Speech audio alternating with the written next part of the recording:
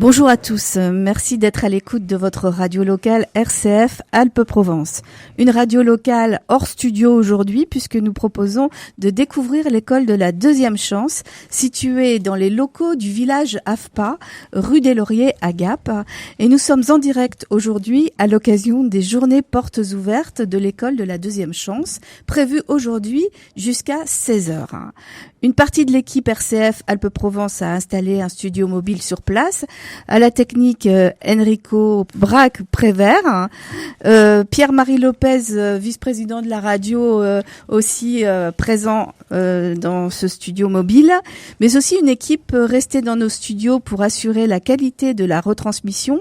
Sylvain Roux, notre directeur, et Maxime Martin, technicien et animateur. Le thème de cette journée porte ouverte de l'école de la deuxième chance de Gap, c'est prêt pour un nouveau départ, besoin d'une nouvelle vie, avec comme thématique de cette première porte ouverte, la mobilité chez les jeunes. Alors pour illustrer cette thématique, plusieurs structures seront présentes sur notre studio. Et je dis bonjour tout de suite à Cédric. Bonjour Cédric. Bonjour.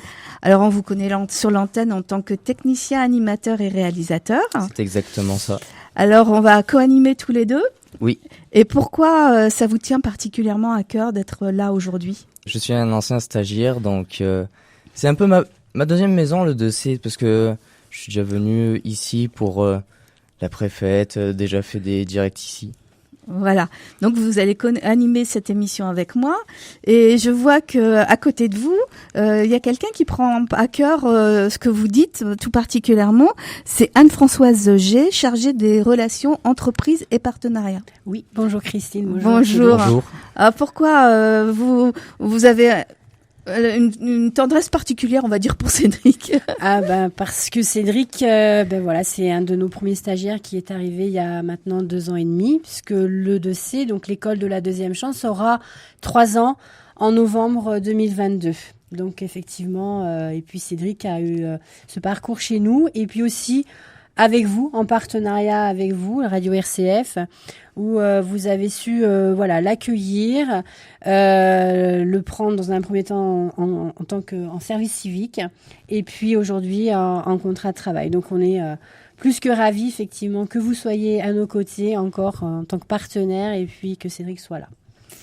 Alors, on sent la jeunesse de cette structure. Une première journée porte ouverte, c'est aussi important. Ah oui, une première journée porte ouverte. Il en fallait une, la voici. La voici. C'est aujourd'hui.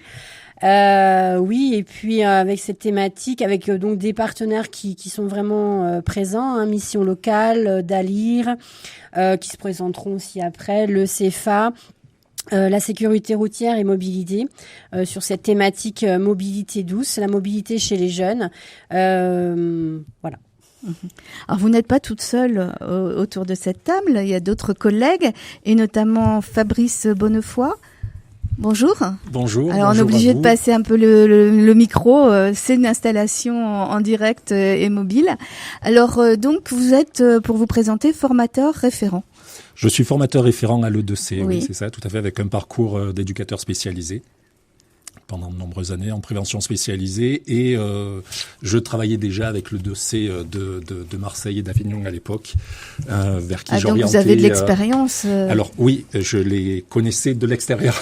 D'accord. J'ai pas de l'intérieur, mais j'orientais les jeunes qui en avaient besoin justement vers le parcours E2C Marseille ou Avignon. Et j'ai intégré il y a 1 an et demi l'équipe de l'E2C de Gap. Alors, qu'est-ce qu'un formateur référent? La grande question. Alors, qu'est-ce qu'un formateur référent? On accompagne, bonne question, très bonne révérend. question. Révérend. Le jeu de mots s'y prêtait. Voilà. On a vu le côté intentionnel. On accompagne, notre rôle, c'est d'accompagner les jeunes dans la construction de leur parcours professionnel, de prendre en considération le jeune, réellement, dans sa singularité, dans ses points forts et ses faiblesses, on dira, dans ce qu'il a besoin de compléter dans son parcours de vie. On a une approche alors assez, comme je dis, assez singulière où on va accompagner le jeune dans sa globalité essayer de l'aider à construire à développer ses points forts, à avancer. Alors on a un référentiel, moi j'ai mon parcours d'éducateur spécialisé qui m'aide beaucoup, et on a aussi un référentiel de domaine de compétences parce que contrairement à l'éducation nationale, on travaille sur une autre approche, ce qu'on appelle l'APC, l'approche par compétences, où en fait on va permettre souvent aux jeunes, parce que souvent beaucoup de jeunes arrivent à l'E2C et ont complètement perdu confiance en eux, on va travailler, on va leur montrer qu'ils sont en capacité, qu'ils ont des compétences, qu'ils ont des capacités. J'ai même envie de dire parfois même largement supérieures aux nôtres, une adaptabilité face aux imprévus, face à la vie, que la plupart des personnes n'ont pas. Donc on travaille différents domaines de compétences, il y en a 8 et puis avec un optionnel. Ces domaines de compétences reflètent ce qui va leur être demandé au niveau de l'emploi. Ça va être les communications, ça va être maîtriser à minima les mathématiques, enfin à minima, histoire que comme tout un chacun puisse se débrouiller dans la vie et que ça soit pas un frein. Agir dans un collectif, agir dans l'entreprise. Et alors, on ne pose pas de notes. Ça se fait par une évaluation sur est-ce que la compétence a été acquise, est-ce qu'elle est acquise suffisamment et suffisamment maîtrisée pour qu'il puisse reproduire ça dans un autre contexte. Et on le fait aussi, ce qui est à noter, à mettre en lumière, c'est qu'on le fait conjointement avec le jeune. Beaucoup des évaluations sont faites en auto-évaluation, ce qu'on va reprendre après avec le jeune et qu'on va, mais tiens, pourquoi là, ce moment-là, et souvent il se dévalue. Pourquoi là, à ce moment-là, tu me mets palier 2, palier 3, alors que pour moi, tu maîtrises, tu gères. Pour moi, tu es sur du palier 4 ou du palier 1. Tu dis que tu peux le faire que accompagné. Et pourtant, je t'ai vu faire, tu l'as fait tout seul, ça, tout à l'heure, et on n'était pas là. Donc, ça mérite un palier 2. Voilà, on travaille comme ça, c'est pas de notes, puisque on proscrit la chose. L'approche par compétence est quelque chose de commun au réseau E2C France. Ça a été mis en place il y a 1 an et demi. Juste avant d'arriver.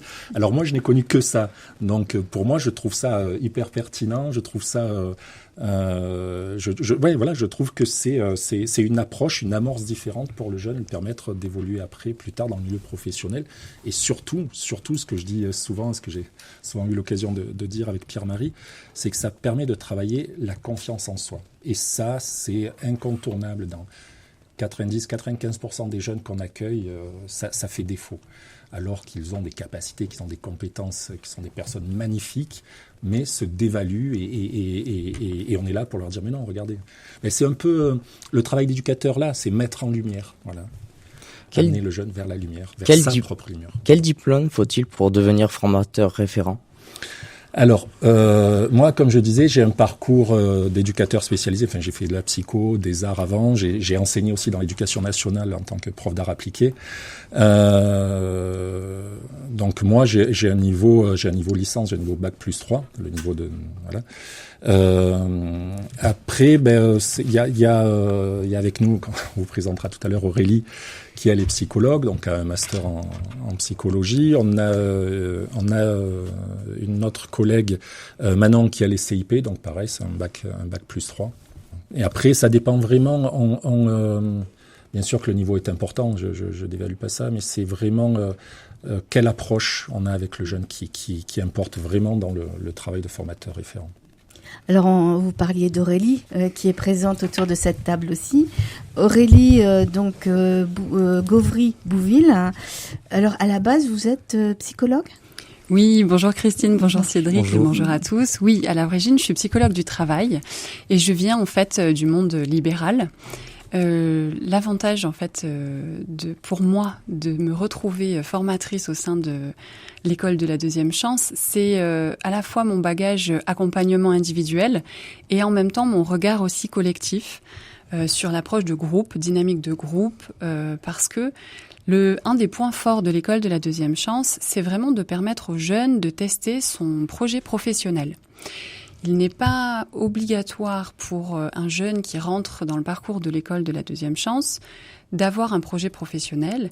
Et le parcours est basé sur l'alternance.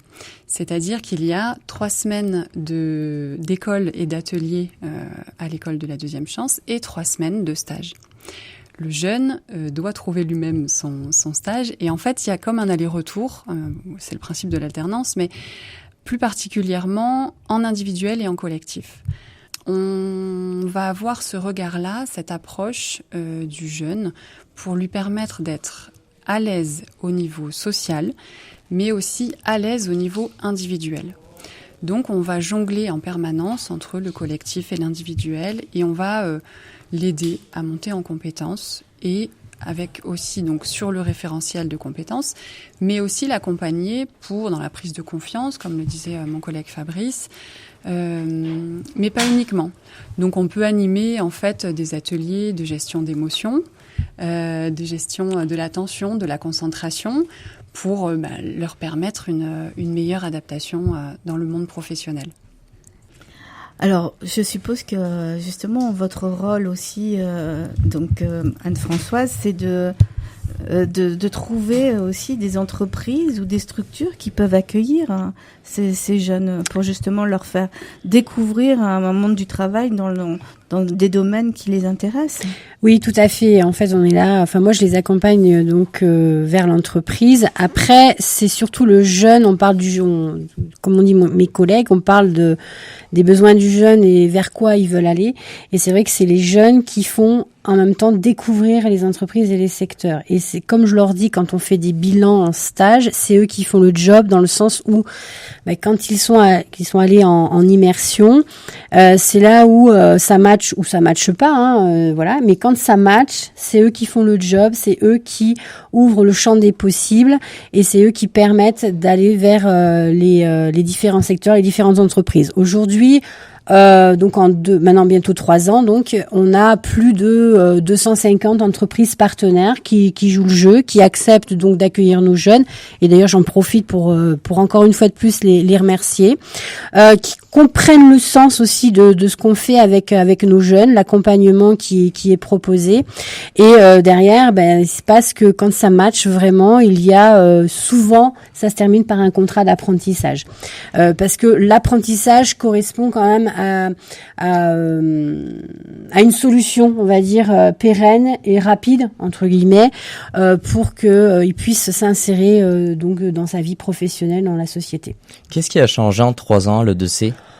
Oula, bonne question, Cédric, merci. Qu'est-ce qui a changé en 3 ans à l'E2C ? Depuis que tu es arrivé, Cédric, si on fait les comptes, alors je tiens pas le compteur à jour, je te cache pas, mais on a quand même accueilli plus d'une centaine de jeunes, donc ça a changé. Parce que quand tu es arrivé, tu étais dans les 8e, je crois.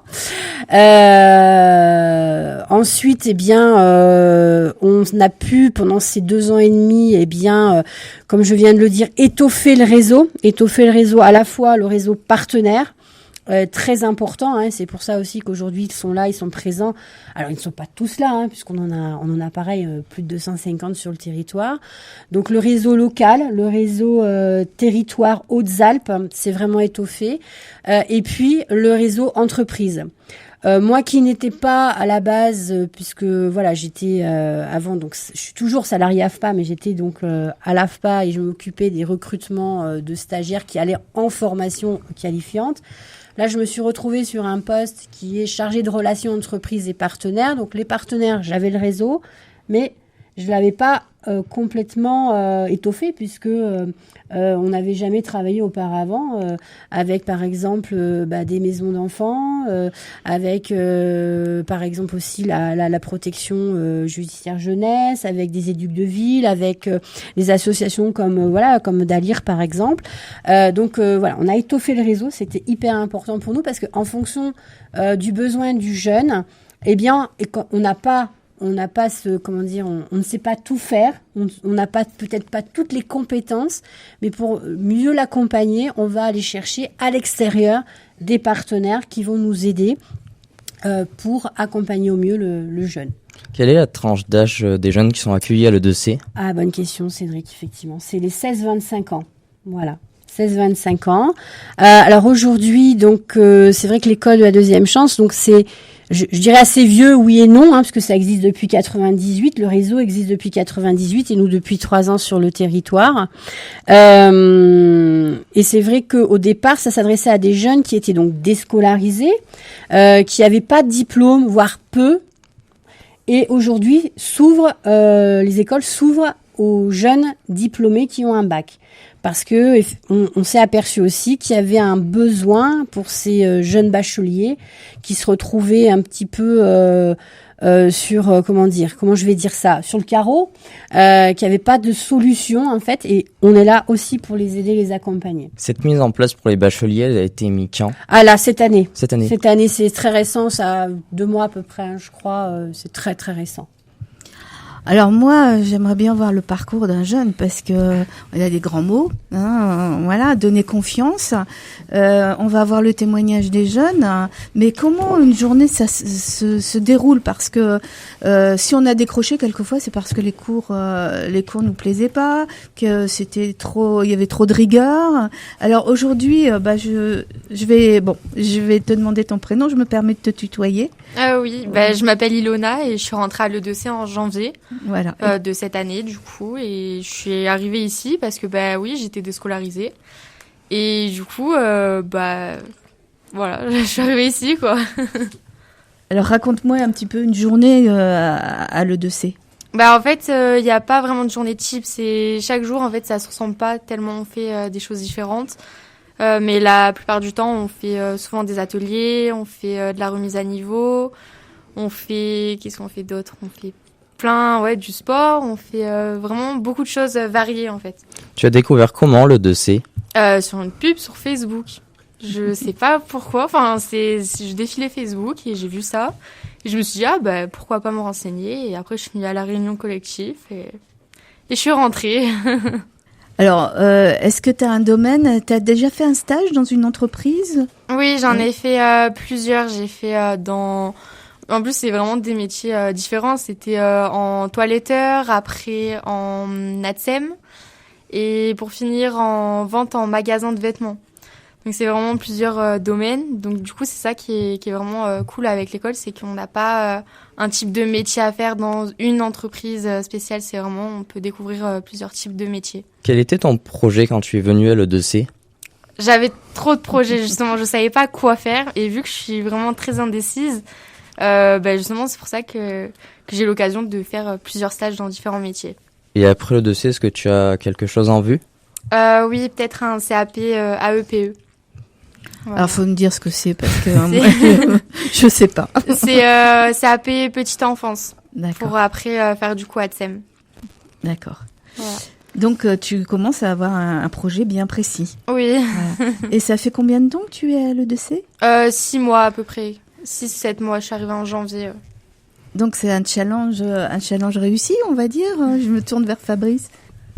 Oui, challenge réussi, mais c'est Ilona qui réussit son challenge et qui réussit de par sa motivation et son investissement. Nous, comme je disais, on est juste là pour apporter une lumière, apporter des propositions. Et puis chaque jeune, ça je le répète très très souvent aux jeunes, les jeunes sont maîtres de leur choix et de fait maîtres de leur vie à venir et de fait tout ça. On n'impose rien, mais ils apportent tellement. Voilà. On met juste en lumière les points forts. Alors là, je crois que c'est important. On n'impose rien. Donc ça, c'est très important. Tu avais une question pour Ilona. Voilà. Les formateurs de l'E2C, ils sont gentils? Ah oui, tous. C'est en vrai de vrai, c'est vraiment une grande famille. On est tous là, on est tous. Par exemple, Anne, elle est vraiment adorable avec nous. Fabrice aussi. On s'amuse à taquiner un peu les uns les autres. C'est vraiment.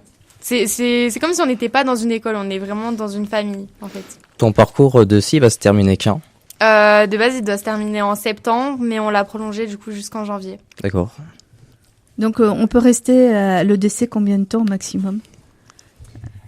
Alors, un parcours moyen chez nous, c'est à peu près entre 5 et 6 mois, mais on peut rester jusqu'à 1 an. Et en fait, comme Yuna vient de l'expliquer, et même Fabrice, c'est une question de temporalité. Il reste le temps qu'ils ont besoin de rester. Voilà. Après, évidemment, il y a des variables d'ajustement. Si on voit que le jeune ne se saisit pas de ce qui est proposé, voilà, on se pose la question ensemble avec aussi nos partenaires, savoir si on a une utilité ou pas pour le jeune. Et dans ce cas-là, en tout cas, s'il arrive rarement, eh bien, il y a une réorientation possible. Et puis le jeune, en fait, aussi, il peut, c'est-à-dire, il peut rentrer chez nous. Et puis peut-être que, juste parce que c'est pas le bon moment, c'est pas le bon timing. Il dit non, moi, je vais m'en aller parce que j'y arrive pas, ça ne me correspond pas. Et il peut revenir. En fait, voilà, tout est possible, j'ai envie de dire. Peut-on réaccueillir un jeune qui a déjà été à l'E2C ? Oui, Cédric, on peut. D'accord. On peut réaccueillir. Après, avec quand même avec un projet derrière. C'est-à-dire que on va pas accueillir un jeune si on voit effectivement qu'il n'a pas encore fait le chemin nécessaire pour être prêt à être accompagné, pour être prêt à aller vers un emploi ou une solution. Le temps de formation sera le même ? Oui. Donc, toute expérience n'est pas considérée comme un échec et peut-être qu'on peut se tourner vers Aurélie. Aurélie, c'est important de ne pas considérer, même si le jeune abandonne ou va vers autre chose. Hein. Ça peut se concevoir aussi. Ce n'est pas un échec. Non, tout à fait. L'idée, c'est effectivement de retourner un peu la culture française qui est que dès qu'on n'a pas atteint un certain objectif, on est forcément dans l'échec, mais plutôt de tout envisager comme une expérience. C'est aussi pour ça qu'on invite fortement nos jeunes, en fait, à réaliser des stages dans les domaines qui les intéressent pour qu'ils puissent quelque part se confronter à la réalité et voir si effectivement dans ce contexte-là ça leur plaît ou non. Et si un retour de stage est, on va dire, négatif dans le sens où la personne, le jeune va faire un retour en disant non, finalement ça me correspond pas, eh ben tant mieux. On va plutôt effectivement mettre ça en avant en disant mais c'est très bien que tu aies pu te rendre compte que ça ne te correspondait pas puisque tu as essayé et maintenant tu sais que tu peux orienter et rediriger ton projet professionnel. Quand on a effectivement un jeune qui est dans le parcours de l'école de la deuxième chance, mais qui ne joue pas le jeu du contexte et du parcours, on peut lui donner un temps de réflexion et il revient. Et dans ces cas-là, en fait, on va faire ce qu'on appelle un contrat d'objectif. Donc, on va en fait déterminer les critères pour lesquels il va re-rentrer dans le parcours. Voilà, pour que les choses soient claires et que chacun sache où il va. Un stagiaire de l'E2C, combien de stages doit-il faire ? C'est vraiment une alternance, en fait. C'est vraiment basé sur l'alternance. On n'est pas déterminé, on n'est pas limité en termes de nombre de stages. On va plutôt voir ça en fonction de son projet professionnel.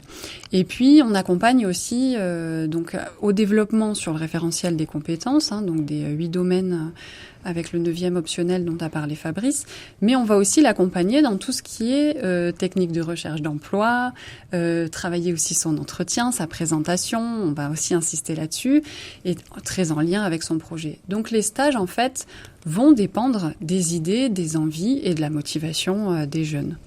En fait, on se rend compte que on n'est pas obligé de multiplier les stages parce que déjà c'est énergivore, chronophage et que s'il y a une dispersion, on va aider le jeune à se recentrer sur une direction précise. Voilà, c'est aussi notre rôle. Et combien de jours dure un stage ? Alors, on est sur une alternance de 3 semaines en stage, donc 3 semaines de cours et 3 semaines de stage. Alors, je vous propose bien de voir le parcours d'Antonio qui vient d'arriver au micro. Antonio, bonjour. Bonjour. Alors, explique-nous un peu ce qui te motive d'être à l'E2C, à l'école de la deuxième chance. Ça fait combien de temps déjà ? Je suis rentré fin mars, ça fait 5 mois, 6 mois. Est-ce que les propositions que l'on te fait te conviennent ? Est-ce que tu sens que ça bouge un petit peu chez toi, on va dire ? Ouais. Est-ce que le rythme te convient ? Oui. D'accord. Et en stage, qu'est-ce que tu as eu l'occasion de faire ? J'ai découvert le métier que j'ai envie de faire. Alors dis-nous un petit peu le métier. La cuisine. La cuisine, ouais. Oui. C'est un domaine où il y a beaucoup de propositions de stages, Anne-Françoise ? Oui, tout à fait. Alors, parce qu'Anthony, il est un petit peu timide, mais...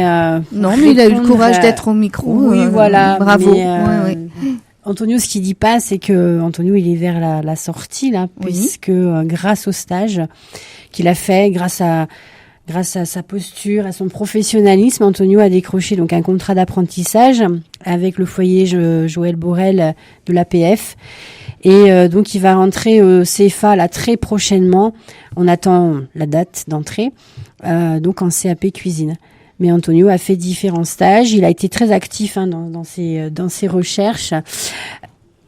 Antonio, le micro, ça sera pour Masterchef. Faut s'entraîner un petit peu. Je plaisante, voilà. On te souhaite plein de bonnes choses pour la suite, Antonio. Voilà, merci. Alors maintenant, on a une nouvelle invitée. Alors, je vais te demander ton prénom. J'arrive pas à le lire de loin. Bonjour, je m'appelle Cindy, Oui. j'ai 23 ans. Oui. Et toi, comment tu as connu le décès ?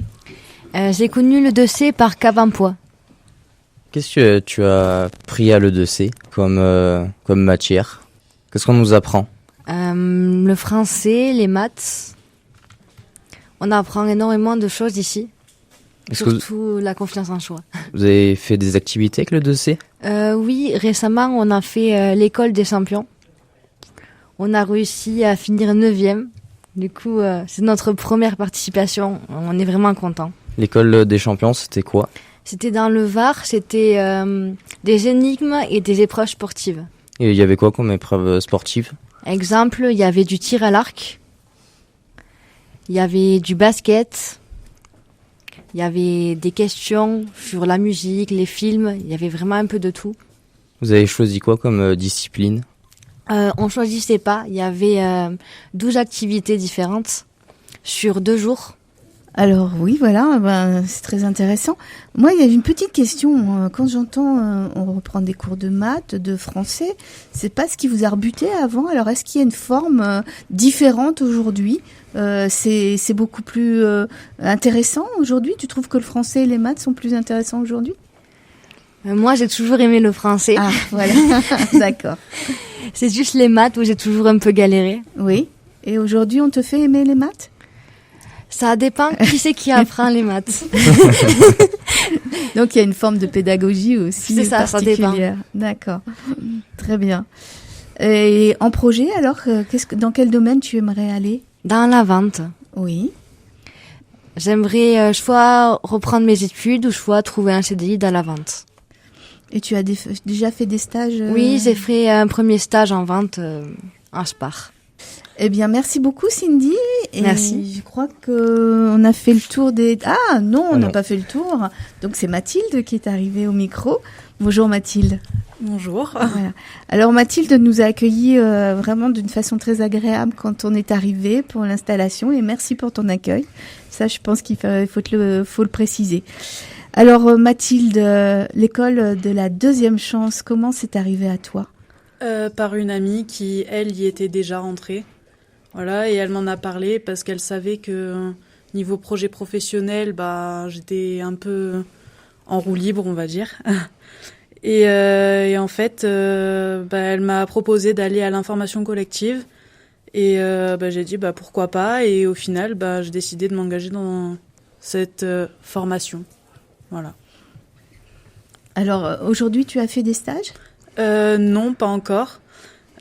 Pour la simple et bonne raison que j'ai jamais pu, entre guillemets, le faire. C'était soit parce qu'on partait en événement, c'est-à-dire les E2C, ou je devais travailler en août, une semaine sur 2, donc j'ai pas pu faire de stage. Donc, ça fait combien de temps? Excuse-moi, j'ai pas... 2 mois et demi, 3 mois. 2 mois et demi, 3 mois. Et donc, la suite, comment ça va se passer pour toi? Là, je suis toujours actuellement en recherche de stage. Oui. Parce que ça arrive très bientôt. C'est pas facile, mais bon, on essaye de rester un peu optimiste à ce niveau-là. Alors, c'est au niveau des élèves qu'il faut trouver les stages. Je pense que vous les aidez, mais est-ce que les élèves doivent s'investir aussi dans leur recherche de stage? Complètement. C'est vraiment le cœur de l'E2C, c'est-à-dire qu'on leur donne une autonomie dans leur recherche de stage. Ça, c'est hyper important parce que faire à la place de quelqu'un, ça ne fonctionne pas, ça ne marche pas. On a essayé et ça n'a pas fonctionné effectivement.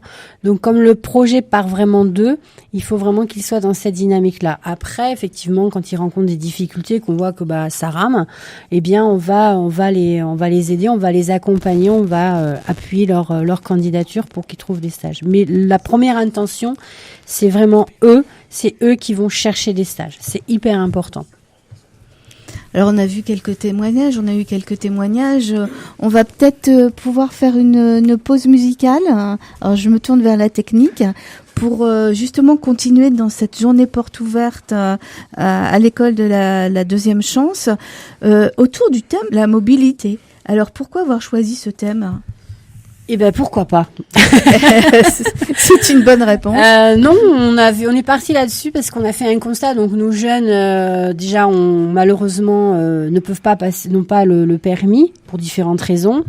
Et puis du coup, ils sont mobiles. Alors c'est pas parce qu'on n'a pas le permis qu'on ne peut pas se mouvoir, on peut pas bouger. Donc voilà, l'idée était là aussi.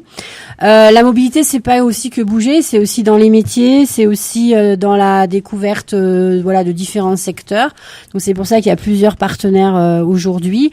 Et puis parce qu'aussi on s'était rendu compte aussi que comme la ville de Gap mettait à disposition des trottinettes électriques, qu'il y avait quelques risques et que du coup il était intéressant aussi de rappeler les bonnes pratiques et puis voilà.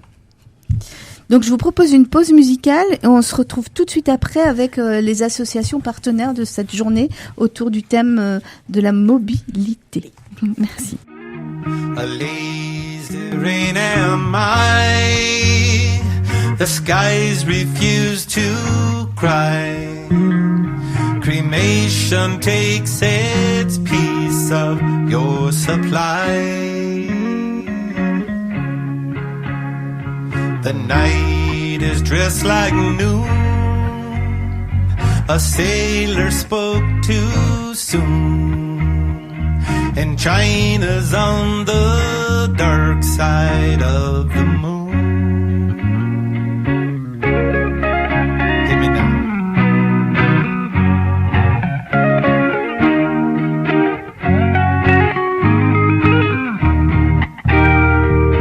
Platypus are few. The secret life of Rue. A personality I never knew. Get it on. My Greta weighs a ton. The archer's on the run. And no one stands alone behind the sun.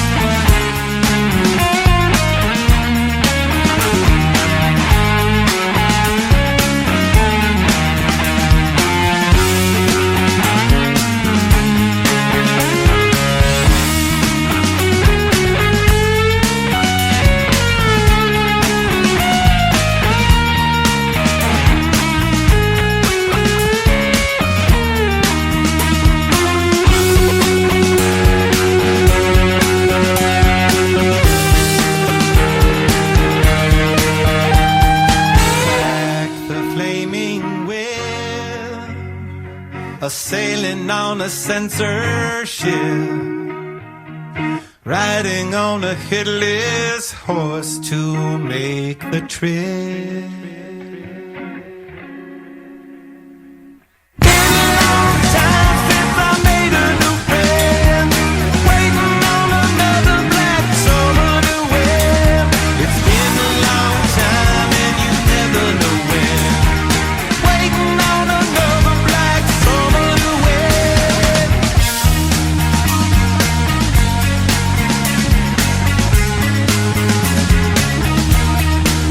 I've been waiting. Vous êtes bien sur RCF Alpes-Provence pour cette deuxième partie d'émission autour de la journée portes ouvertes de l'école de la deuxième chance. Nous avons eu cette première partie avec des témoignages de jeunes, le principe même de l'école de la deuxième chance, ce qui est proposé aux jeunes. Et nous allons maintenant nous pencher sur le thème choisi pour cette journée portes ouvertes, la mobilité chez les jeunes. Alors, nous avons des structures, 5 structures qui sont présentes aujourd'hui. Et donc, je vais vous demander donc à la personne qui a le micro devant elle, de se présenter. Et quelle structure, représentez-vous. Voilà. Je représente le DALIR. Donc c'est Clément, c'est ça ? Je suis Clément Huertas, coordinateur au DALIR, et on a le plaisir de travailler avec l'école de la deuxième chance.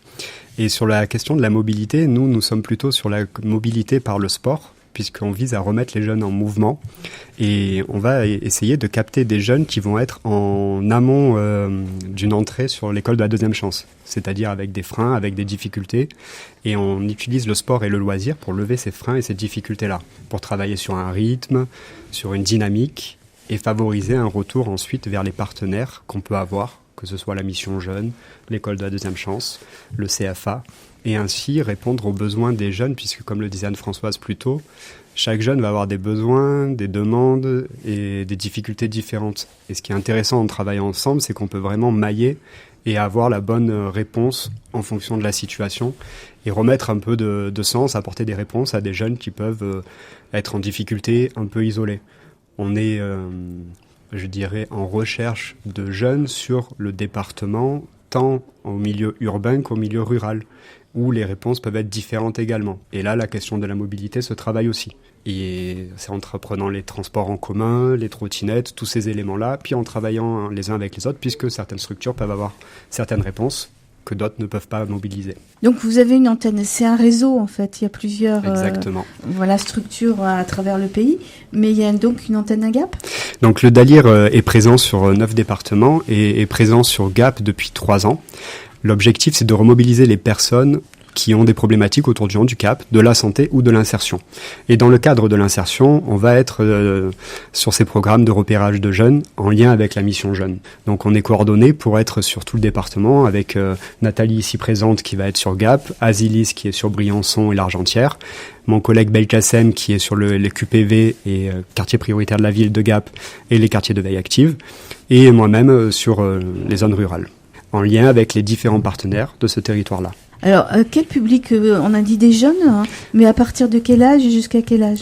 Sur la thématique de l'insertion, on va surtout être en contact avec des jeunes qui ont entre 16 et 30 ans. Sur d'autres problématiques, ça peut être des plus jeunes sur des questions de handicap ou de santé, ou des plus âgés. Donc le DALIR accompagne toutes les personnes. Mais sur l'insertion, c'est vraiment des jeunes qui ont entre 16 et 30 ans, qui vont se poser des questions et qui vont pas forcément avoir l'information. J'entendais tout à l'heure la jeune fille qui disait qu'elle avait vu l'information sur Facebook et qu'elle a pu venir. Nous, on va être avec des jeunes qui vont pas forcément avoir l'information ou qui vont l'avoir mais pas oser y aller seuls.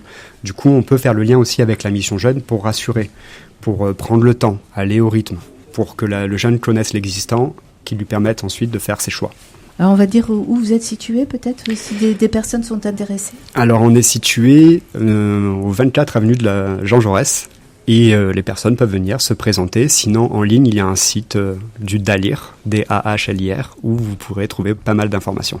Donc on peut inviter toute personne interpellée par un projet, on va dire, oui, et qui a envie de construire quelque chose. Tout à fait. De se rapprocher auprès de vous. Auprès de nous, auprès de la mission jeune, auprès des partenaires. C'est vrai que du coup, l'avantage de se connaître, c'est qu'on peut orienter aussi en fonction des besoins de chaque projet, parcours. C'est vraiment l'idée de travailler ensemble pour que ce soit bénéfique à la personne. Il y a un maillage et les énergies sont regroupées, on va dire. Exactement. D'accord, très bien. Alors à côté de vous, je vais vous demander de vous présenter. Bonjour, je suis Nathalie Giorgi. Je suis conseillère en insertion sociale et professionnelle à la mission locale de Gap et j'accompagne donc les jeunes de 16 à 25 ans, donc jusqu'à la veille de leurs 26 ans, qui ne sont pas scolarisés, donc dans l'accompagnement professionnel au projet pro, mais également sur plusieurs thématiques à la mission locale, dont la mobilité. Et donc, concernant le thème de la mobilité, on accompagne les jeunes, par exemple, à l'accès au code de la route. On leur propose, en partenariat avec l'AFPA, des sessions code de la route dans le cadre d'ateliers. Et une fois que le code de la route est obtenu, on leur propose une partie de financement de leur permis B pour qu'ils puissent justement accéder à un emploi, par exemple. Et on a accès aussi à la mobilité internationale. Donc, on est plusieurs conseillers à la mission locale et on a des spécialités. Et donc, Cécile, à la mission locale de Gap, du coup, permet aux jeunes d'accéder à la mobilité internationale pour des jeunes qui souhaitent, par exemple, en transition, partir en Angleterre pour apprendre l'anglais, par exemple. Alors chez vous, un jeune, c'est quel âge? 16-25 ans. Oui. Ouais, jusqu'à la veille des 26 ans.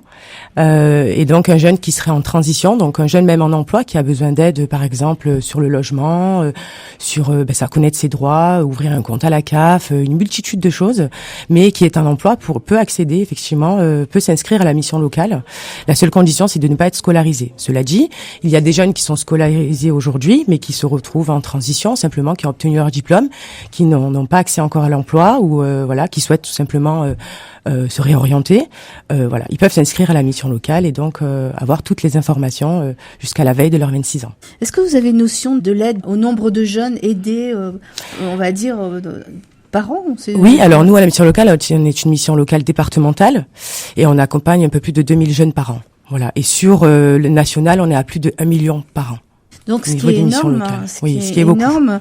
Et le financement, comment ça se passe? Alors, on a plusieurs types de financement. On va être financé au niveau local, donc le département, la région, la ville, et on est également financé au niveau national. Et donc, l'État nous finance des dispositifs, notamment le plus gros dispositif, le contrat d'engagement jeune, qui a donc remplacé la garantie jeune et qui permet à des jeunes en transition de pouvoir s'investir dans un projet professionnel, tout en percevant un petit coup de pouce, une petite rémunération contre un investissement de 15 à 20 heures par semaine. Voilà. Et donc, ils peuvent travailler plusieurs freins périphériques pour accéder à l'emploi. C'est très encourageant. Si un jeune a envie de s'en sortir, il y a des propositions. Je remarque qu'il y a de multiples propositions, mais il faut faire la démarche.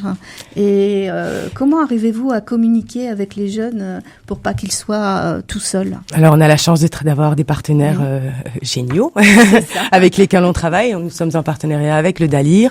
On est en contact permanent avec les centres de formation et donc le dossier avec lesquels on est en partenariat également. Donc, les partenaires, l'ensemble des partenaires du territoire, du département, nous permettent justement d'accompagner au mieux les jeunes et de repérer éventuellement les besoins. Cédric, tu as une question? Quelle activité vous êtes venu présenter ici à l'E2C aujourd'hui? Alors, nous, on présente pas forcément une activité, mais l'ensemble de notre offre de services. Parce qu'à la mission locale, on va pas se concentrer sur une seule chose, mais sur tous les aspects pour accéder à l'emploi et à l'autonomie. Donc, c'est la raison pour laquelle on est présent et on a eu la chance d'être conviés par l'école de la deuxième chance. Donc on va justement pouvoir accompagner des jeunes sur vraiment plusieurs thématiques, l'accès au logement, la mobilité, la possibilité de connaître leurs droits, la documentation, de pouvoir justement créer un projet professionnel et puis tout ce qui est TRE, technique de recherche d'emploi, CV, l'aide de motivation, préparation à l'entretien d'embauche, énormément de choses. Et donc on est venu présenter un petit peu le panel de notre offre, comme on le fait régulièrement chez les partenaires. Ce que je retiens, c'est l'autonomie. Oui, c'est exact. Je pense que c'est un point commun que vous avez entre les différentes structures, c'est rendre le jeune autonome, et là aussi par la confiance. Exact. Et puis, comme je dis toujours, on accompagne les jeunes, on leur donne la clé, on n'ouvre pas la porte. Voilà, on donne des outils et on leur permet d'utiliser ces outils et nombreux s'en saisissent. Il faut franchir la porte. C'est exact. N'hésitez pas, un cours du Vieux Moulin à côté de Leclerc. Alors, oui, c'est bien. Et puis on est présent partout aussi sur le département. On a des antennes et des permanences. Donc ils n'hésitent pas à contacter une mission locale la plus proche. N'hésitez pas en tout cas. Je remarque aussi le point commun entre vous, c'est l'enthousiasme. Vous croyez en votre structure et en la démarche que vous proposez. Et ça, c'est important aussi quand vous engagez aussi dans ce genre d'emploi, on va dire. Oui, en effet. C'est avant tout une passion, ce métier-là. Et puis, effectivement, on y croit. Donc, on permet aux jeunes d'y croire aussi, je pense, en y croyant nous-mêmes. Donc important. Des belles propositions en tous les cas. Merci. Je me tourne vers vous. Donc vous représentez donc Caroline, c'est ça ? C'est ça. Caroline, vous représentez le CMAR. Alors vous allez nous préciser ce que c'est. Alors je représente le campus de Gap, c'est le nouveau terme qu'on utilise pour le CFA, le centre de formation d'apprentis de Gap, qui est route de Graffinel à Gap, où on accueille environ 600 jeunes, ce qui représente 20% des jeunes de la région PACA. Il y en a qui viennent en dehors du département. Alors en fait, tout jeune. Tout jeune Peut venir au CFA et surtout être en entreprise dans toute la France. Si l'entreprise se trouve à Lyon, il peut parfaitement intégrer le CFA de Gap. Après, il faut faire appel à de la mobilité. Voilà. Le thème d'aujourd'hui, exactement. Des portes ouvertes. Exactement. Voilà. Et là, la mobilité, nous, on a affaire à des partenaires, toujours les mêmes, qu'on est en train de citer, la Mission Jeune. Alors, l'école de la deuxième chance, on est en partenariat avec eux parce que on a les mêmes jeunes. Qui arrivent dans les structures et aussi, on est sur de l'insertion, nous, plutôt professionnelle, du fait de former des apprentis. Donc, c'est des jeunes de 15 à 29 ans, mais on a des apprentis de 57 ans. Ah, parce que ça quand déborde un petit peu, là. Voilà, quand on veut être créateur d'entreprise ou faire de la reprise d'entreprise, il n'y a plus de limite d'âge. Alors, combien de formations différentes proposez-vous ? Alors, combien de formations ? Je n'ai pas le nombre exact. Maintenant, combien de pôles ? On a 5 pôles. On a un pôle automoto, mais plutôt automobile. On a un pôle bâtiment, un pôle coiffure, un pôle métier de bouche, un pôle vente commerce et après un pôle gestion d'entreprise qui est en lien avec la chambre des métiers. Voilà, on fait de la formation du CAP au BTS. En passant par le bac pro pour certaines formations ou le BP, le brevet professionnel. Donc en gros, moi je suis là pour recruter. En fait, les jeunes viennent à nous par le biais des autres partenaires ou tout seuls ou par le biais des établissements scolaires. Et ensuite, on les accueille et en fonction du profil et du projet, suivant si le projet est très défini ou pas, on les oriente. Soit sur des dispositifs type prépa-apprentissage, soit sur d'autres partenaires quand vraiment le projet n'est pas défini professionnellement, ou bien après, moi, je les place en entreprise. Alors, il y a une question que je me pose aussi, quand on vient de l'extérieur, est-ce qu'il y a des possibilités de logement ? Parce que ça inquiète aussi les jeunes pour la mobilité, justement. Est-ce qu'il y a des propositions qui sont faites pour les accompagner ? Alors, effectivement, le CFA de Gap n'a pas d'internat. Et ça, ce n'est pas prévu. Mais il y a un partenariat qui est fait avec le foyer de jeunes travailleurs à Gap, mais pour les plus de 16 ans. Et sinon, on a l'hôtel B2B qui est à côté aussi, avec qui on a un partenariat. Ensuite, on essaie de mettre en lien avec des particuliers qui ont des chambres, voilà. Mais il n'y a pas de réseau particulier fait, mais en tout cas, il y a ces deux, le FJT et l'hôtel B2B avec qui on travaille très bien. Donc, c'est une forme d'accompagnement. Absolument. Pour les jeunes. En tout cas, nous, on essaie de sécuriser l'entrée des jeunes. Quand ils arrivent au CFA, on essaie de sécuriser globalement. Et après, au CFA, toutes les premières années sont prises en charge au niveau de ce qu'on appelle des cours de PSE, prévention, sécurité, environnement, avec une prof, Madame Martin, qui, elle, leur fait faire un bilan santé. Donc, ils repartent avec un bilan qui peut s'élargir à des consultations. Donc voilà, on essaie de faire de la prévention aussi à l'intérieur du CFA.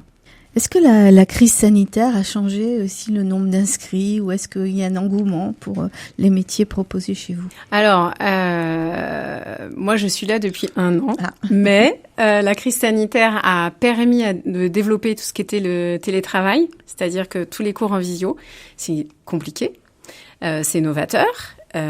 Mais c'est mis en place surtout avec les post-bac, où là, malgré une vie dite normale aujourd'hui, la visio continue. Donc on met ça en place parce que professionnellement, pour certains, entre autres en commerce, il y a des visios qui seront possibles après, donc on commence à mettre ça en place. Après, le nombre de candidats, d'apprentis augmente. Mais elle a augmenté parce qu'aussi, il y a les aides de l'État qui sont arrivées. Et ces aides sont prolongées jusqu'au 31 décembre de cette année pour le moment. Donc 5 000 € qui vont directement à l'entreprise pour les mineurs et 8 000 pour les majeurs. Voilà, ce qui équivaut quasiment, à peu de choses près, à la première année, sans frais. Mais moi, je plébiscite pas cette aide-là. Ce que je veux, c'est de la montée de compétences. Je veux de la formation véritable au sein des entreprises. Donc, moi, je travaille beaucoup avec les entreprises. Je suis en relation entreprise et je vais beaucoup en entreprise pour justement essayer de mettre ça en valeur plutôt que de faire bénéficier d'aide de l'État. Est-ce qu'on peut encore s'inscrire ou est-ce que l'année scolaire, on parle d'année scolaire, a débuté et c'est trop tard? L'année a débuté, on peut encore s'inscrire. Nous, ce qu'on préconise, c'est de s'inscrire jusqu'à fin octobre. Parce que comme les cours ont commencé, après, il y a une perte de sessions de formation et ça devient compliqué pour rattraper les cours. Mais on peut toujours... Moi, je fais encore rentrer des jeunes. Hier, j'en ai fait rentrer 3. Faut pas hésiter. Il y a juste il y a des sections qui sont un peu censurées, c'est la cuisine. Mais pour tout le reste, on accueille toujours et encore des jeunes. C'est une bonne nouvelle, un site internet? Le site internet, c'est urma-paca.fr. Ou bien vous mettez juste sur Google CFA de Gap, en sachant que quelqu'un qui veut candidater peut nous appeler, mais le mieux, c'est d'aller sur le site internet, justement. Il y a un bouton jaune qui s'appelle candidater, et là, tout juste, il remplit le formulaire. Nous, on reçoit l'information et on convoque ce jeune à des réunions, et là, on le suit jusqu'au bout. Merci Caroline. Merci. On va passer à une autre invitée qui a rejoint notre micro. Bonjour, est-ce que vous pourriez vous présenter votre structure?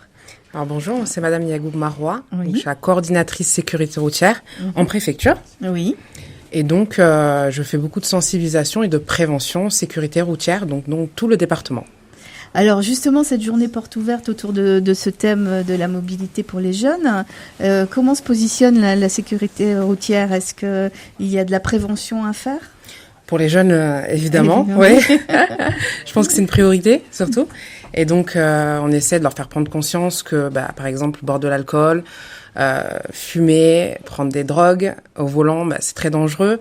On leur fait des petits ateliers avec des lunettes qui simulent cet effet-là. Et on essaye, tant bien que mal, de leur faire prendre conscience que c'est très dangereux et que c'est pas compatible. Donc la route et les stupéfiants et alcool, c'est pas compatible. C'est une mission difficile. Très difficile. Alors, Cédric? Qui est le petit personnage contre l'alcool sur la route? Sam. C'est Sam, le fameux Sam, oui. Donc la communication passe bien quand même. Ouais, c'est ça. Donc on était par exemple samedi soir dans la boîte de nuit, le Spark, donc pour la réouverture. Donc on a fait une opération Sam. C'était super. Les jeunes étaient très réceptifs. On a pu sensibiliser environ 300 personnes et on a pu échanger avec eux, distribuer des éthylotests, des t-shirts et on a eu de très bons retours des jeunes, étonnamment. Franchement, ils étaétaient contents de nous voir. Est-ce que la prévention routière doit s'adapter? Parce que là, on voit les accidents de trottinettes et tout ça. Est-ce que pour vous, est-ce que c'est aussi un objectif aussi Complètement, oui. D'alerter? On s'adapte aux différents accidents qu'on peut avoir, donc on a des statistiques évidemment. Quand j'observe qu'il y a beaucoup d'accidents, par exemple en trottinette, je vais me concentrer sur ça et puis c'est important. La sécurité routière, comment ça se passe si on veut avoir des informations, être on va dire éduqué ou avoir justement faire de la prévention? Comment ça se passe? Si on veut faire de la prévention? Oui, non pas en tant qu'acteur, mais profiter de cette prévention. Alors nous, on est présents sur différentes manifestations. Donc on peut nous voir sur des foires, on peut nous voir sur des marchés, dans des écoles, dans des boîtes de nuit. On essaye d'être présent un petit peu partout. Donc on vous voit? On nous voit. Et ça, c'est important. Oui. Distribuez-vous des éthylotests gratuits pour les jeunes? On en donne pour les boîtes de nuit, donc qui, eux, les distribuent, par exemple. Après, pour les particuliers, non, on va pas en distribuer, mais on va en distribuer sur les stands. Voilà, si vous nous voyez sur un stand, oui, évidemment, on peut vous en donner, bien sûr. Un site internet, bien sûr, sur la sécurité routière, voilà. Alors, je le connais pas par cœur. On a beaucoup de tirets, etc., mais on peut regarder sur le site de la préfecture. Vous mettez préfecture Hautes-Alpes et puis vous allez retrouver le site de la sécurité routière. Est-ce que les chiffres sont plutôt optimistes? Expliquez-nous un peu, ou justement il faut vraiment faire attention? Alors, pour l'année 2022, on constate une grosse augmentation des accidents et des décès, malheureusement. et par rapport à l'année dernière. Et l'année d'avant, il y a eu le Covid, etc. Donc les chiffres sont un petit peu faussés. Mais c'est vrai que comparé aux années, on va dire entre guillemets normales, on constate une grosse augmentation. Ouais. Donc le message, faire attention. Faites attention à vous. Voilà. Merci beaucoup. Et puis donc, dernière invitée de cette émission, vous demandez de vous présenter. Moi, c'est Michel Neveu. Je travaille à l'association Mobilidé basée sur Gap, donc association qui promeut les mobilités actives et donc on essaye un peu d'offrir des solutions à l'autosolisme, donc qui est l'usage de la voiture en solo. D'accord. Voilà. Donc on vous accueille de temps en temps donc sur notre antenne RCF. Donc on essaie de suivre un peu votre actualité. Justement, votre actualité, c'est quoi en ce moment? Notre actualité, écoutez, vous en on est avez à toujours, l'école de la deuxième chance. Voilà l'actualité la plus récente. Notre actualité, actuellement, on ouvre une vélo-école pour les enfants. Donc ça, c'est la petite nouveauté. Pour l'apprentissage du vélo, surtout, notre activité est surtout basée sur le vélo. Donc c'est tout ce qui va concerner justement la sécurité routière à vélo. Comment ne pas se mettre en danger, comment se sentir en sécurité, avoir confiance sur la route. Parce que le principal frein, c'est aussi la peur des voitures pour la plupart des gens. Puis le dénivelé dans les Hautes-Alpes quand même. Donc vous faites de la prévention, comme aujourd'hui à l'école de la deuxième chance. C'est ça. Le message qu'il faut faire passer, le message le plus important. Faut faire attention. Faut faire attention. Non, le message. Parce qu'on a l'impression, excusez-moi, je vous coupe, mais que le danger vient de l'autre en fait, principalement quand on est à vélo. Voilà. Alors, est-ce que c'est une bonne façon de penser ou pas? Non, je pense pas. Je pense qu'en fait, on est tous responsables. Je pense qu'en fait, et c'est pour ça aussi qu'on travaille beaucoup avec la sécurité routière et qu'on essaye de mutualiser aussi nos interventions. Enfin, généralement, on travaille assez ensemble et en fait, c'est assez, ça s'imbrique bien en fait comme partenariat parce que en fait, nous, on va être dans la pratique, la sécurité routière, ils vont être dans l'information aussi, la sensibilisation. Et nous, c'est ce qu'on essaye aussi de faire passer comme message, c'est-à-dire qu'il y a des choses qui sont dues dans le code de la route, par exemple, et il y a d'autres choses qu'on peut voir, par exemple, en vélo-école. Où ça va être plus de du bon sens en fait, du bon sens et de la responsabilité et en fait amener les gens, pas forcément que les enfants, à se dire en fait faut que mon vélo il soit sécuritaire,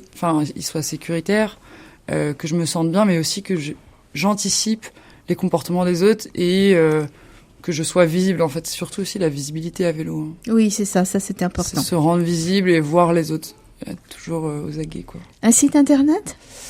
Oui, mobilidé.org. Voilà. Et peut-être une adresse quand même pour vous rencontrer parce que les échanges sont toujours intéressants. Ouais, alors nous on est place Jules Ferry maintenant, juste en face du Palace. Eh bien, merci beaucoup. On va donner le mot de la fin bien sûr à Anne-Françoise G. Alors cette journée, ça se déroule bien en fait, cette journée portes ouvertes, la première. Oui, la première, on le rappelle. Bilan positif. Oui, bilan positif. Moi, je tenais quand même encore une fois de plus à remercier tous nos partenaires qui ont répondu présents et qui ont pu échanger avec vous à ce micro sur votre antenne. On est satisfait, donc on espère pour la deuxième en tout cas qui aura lieu, je ne sais pas encore quand, qu'il y ait encore plus de jeunes qui viennent à nous et puis qui viennent rencontrer tout le monde pour et leur dire il y a des solutions. Voilà, quand vous êtes perdu, c'était ça le thème, c'est prêt pour une nouvelle vie, tu veux changer quelque chose dans ta vie, viens vers nous et puis on pourra peut-être t'aider. Voilà, avec encore une fois de plus tous nos partenaires présents et pas que il y a d'autres qui sont pas là mais et là aussi un site internet. Alors je le connais pas par cœur non plus, mais E2C05 parce qu'on est l'école de la deuxième chance des Hautes-Alpes. Et aujourd'hui, elle porte bien son nom ? Oui. Eh bien, Anne-Françoise G, merci beaucoup. Merci et puis on se dit à une prochaine fois sur notre antenne. Au revoir. Avec grand plaisir. Au revoir. Merci.